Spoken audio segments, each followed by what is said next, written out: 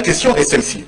Dans un des rapports, il est mentionné qu'il y a 16 939 428, je crois, millions de dollars, que des donateurs ont donné à la CEDEAO pour des infrastructures routières. Ma question est, qui sont ces donateurs? Mon deuxième propos est celui-ci.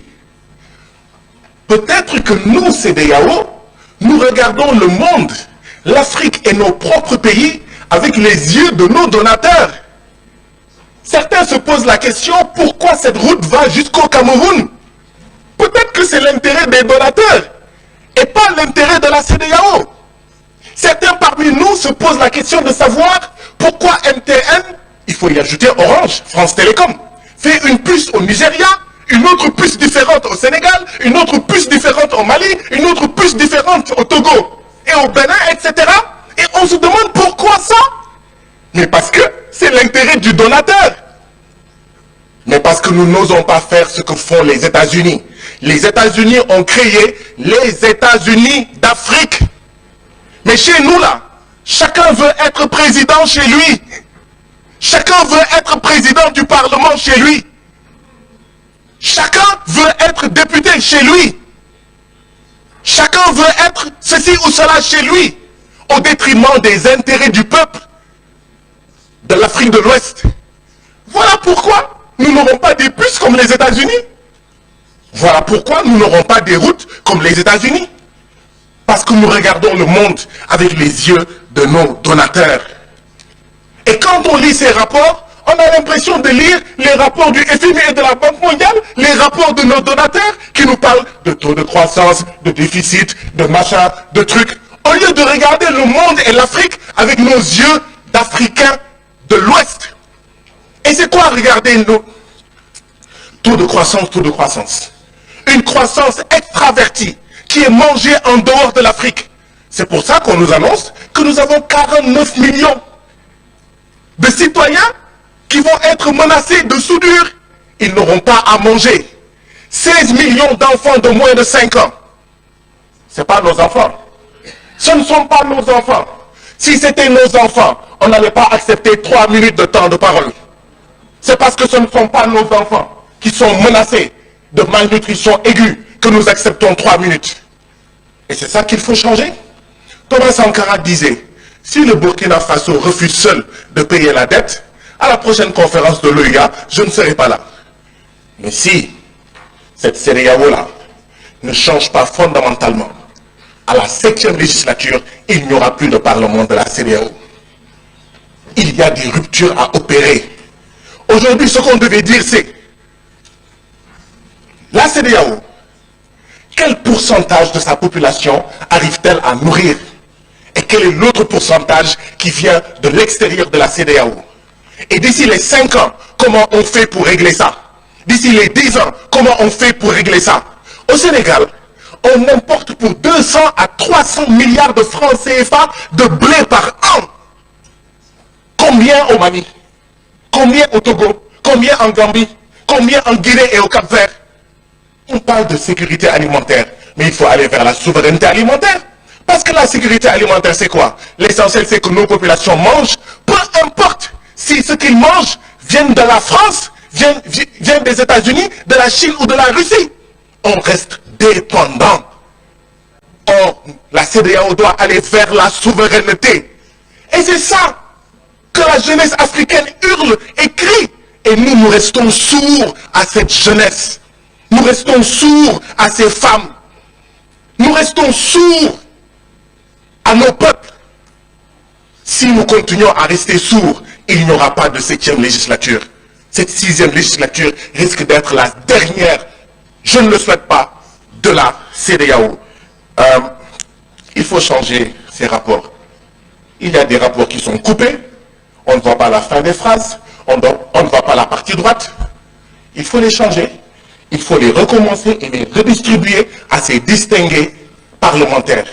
Monsieur le Président, dans mon pays, et je crois que c'est la même chose dans vos pays, aucun directeur n'ose venir à l'Assemblée nationale pour parler avec les députés.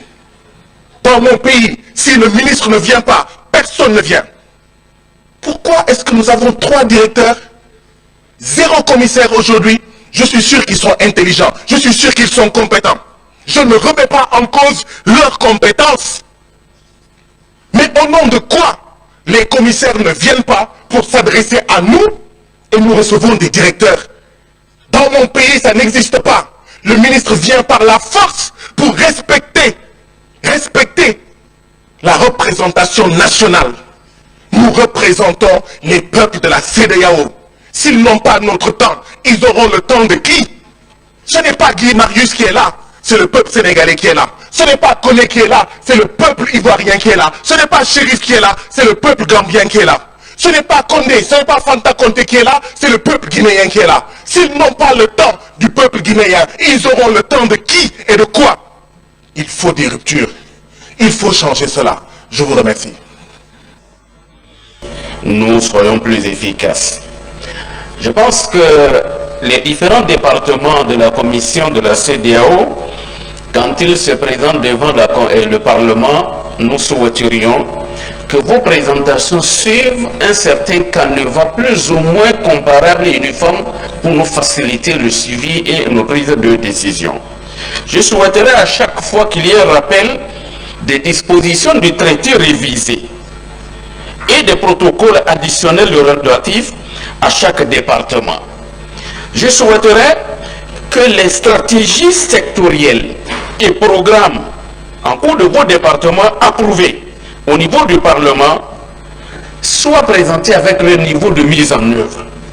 Je souhaiterais également que les niveaux de réalisation par rapport au point d'achèvement dans le processus de réalisation de notre intégration nous soient également présentés.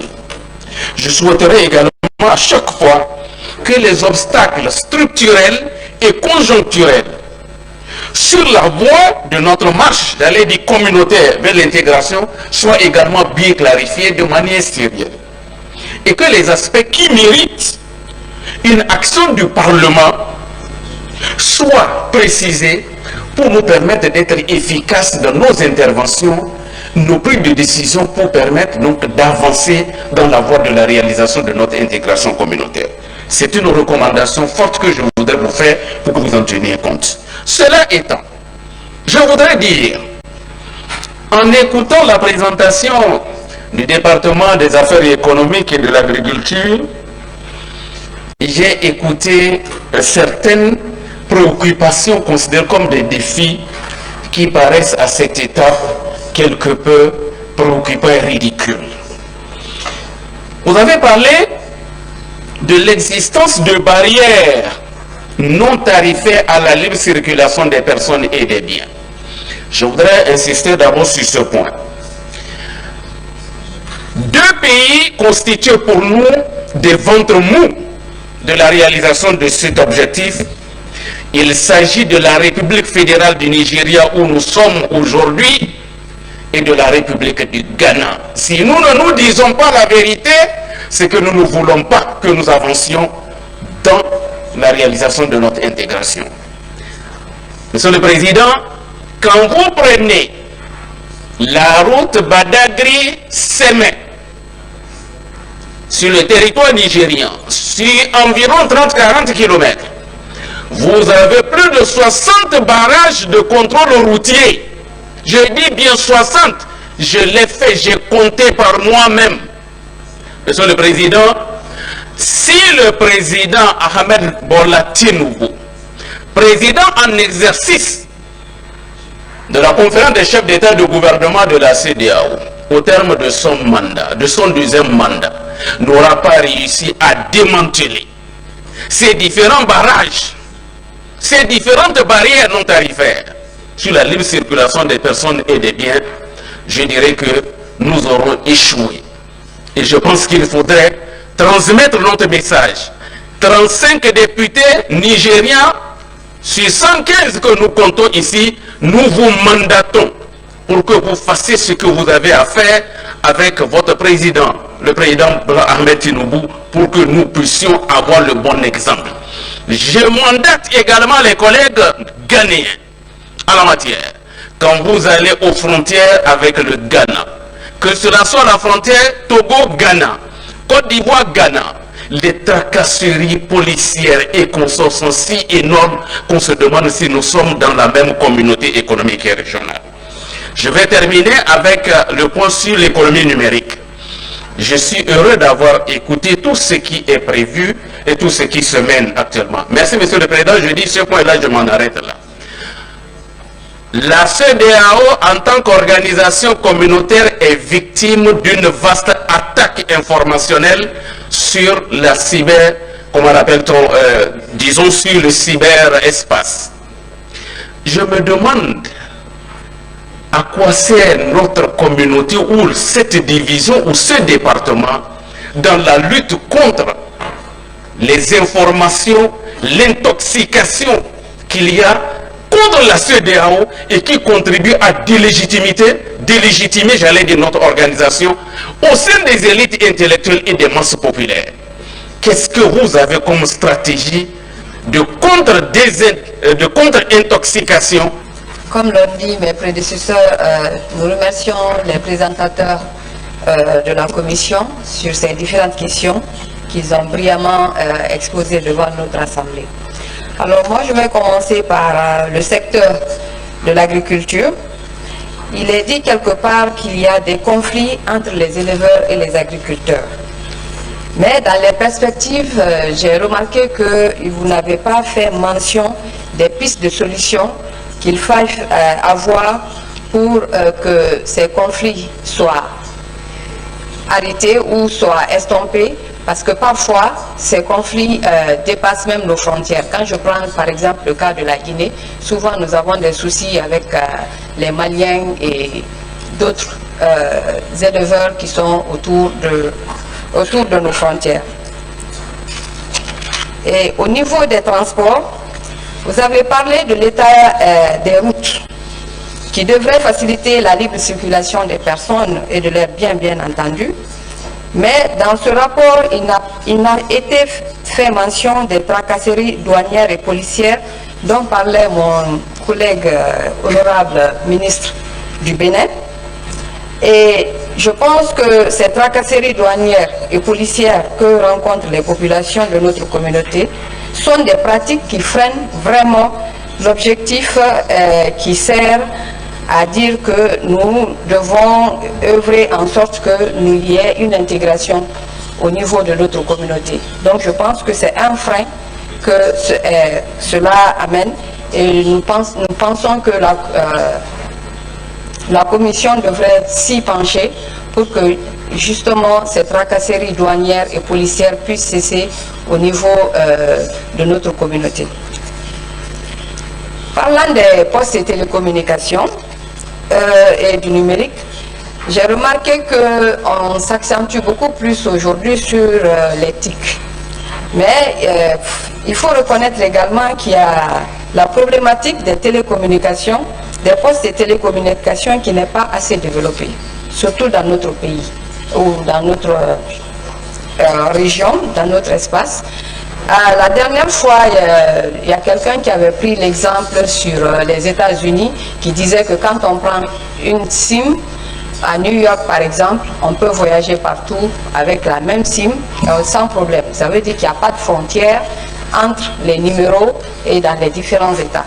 Donc, mais ce jour-là, c'était devant le président de la commission, je pense, mais sa question n'avait pas été bien comprise ni bien répondue parce qu'il avait été dit qu'il y a le roaming. Alors que nous savons tous que quand on parle de roaming, c'est qu'il y a encore des frontières qui existent dans ce cas entre les télécommunications. Et ma collègue vient de parler tout de suite du cas du coût que cela implique quand c'est MTN Nigeria et MTN Guinée par exemple. Donc nous pensons que cela devrait être une priorité pour la Commission pour que nous puissions aussi vraiment avoir une SIM, pas unique, mais qu'une SIM, qu'il n'y ait plus de frontières entre les opérateurs de téléphonie mobile que nous utilisons. Également au niveau des postes, informações extremamente importantes sobre vários setores, mas eu gostaria de ater ao setor das pescas, que se relacionam com a primeira apresentação. Sr. Diretor, a África perde anualmente cerca de 100 milhões de toneladas de pescado. E isso representa 11,5 bilhões de dólares, segundo a ADF, dados publicados em 2022. A África Ocidental é atualmente o epicentro do problema. 6 países da África Ocidental representam 20% da pesca ilegal no mundo. Ou seja, nós estamos perdendo os nossos recursos. 8 das 10 empresas envolvidas na pesca ilegal são as chinesas. Essa pesca ilegal, Sr. Presidente, envolve não só excesso de capturas, mas também captura de espécies sem respeitar o tamanho mínimo legal. Consequentemente, nós temos, para além de perdas económicas, nós temos perda da biodiversidade marinha, temos o problema, portanto, o risco da insustentabilidade das explorações, temos como consequência a pobreza, porque os nossos pescadores não conseguem aceder aos bancos de pesca porque não têm equipamentos de captura adequados. Isso está relacionado com a imigração ilegal de jovens. Aliás, o estudo que nos foi aqui apresentado nos diz que grande parte dos jovens que se aventuram na imigração ilegal pondo em risco a própria vida, vendo o setor das pescas, contribui também para a insegurança alimentar e nutricional. Julga que a CDO deveria dar uma atenção especial a essa problemática. Sr. Presidente, eu sugiro que seja programada uma sessão extraordinária para nós debruçarmos sobre esse tema tão importante para a nossa comunidade. Foram criados centros multinacionais de coordenação marítima de diferentes zonas, nomeadamente a Zona G. Nós gostaríamos de saber se existem já projetos em carteira para nós fazermos face a essa problemática, nomeadamente através da detecção remota ou através do aumento da capacidade da supervisão e fiscalização dos acordos assinados, uma vez que os países individualmente não conseguem fazer face à dimensão desse problema. Eu sugiro também que seja criado um observatório das atividades de pesca na nossa região. Portanto, eu espero que a CDAO seja efetivamente uma organização que promova o desenvolvimento económico e sustentável dos nossos países. J'espère que vous avez apprécié la vidéo. Prenez un peu de temps pour aimer la vidéo et vous abonner à la chaîne.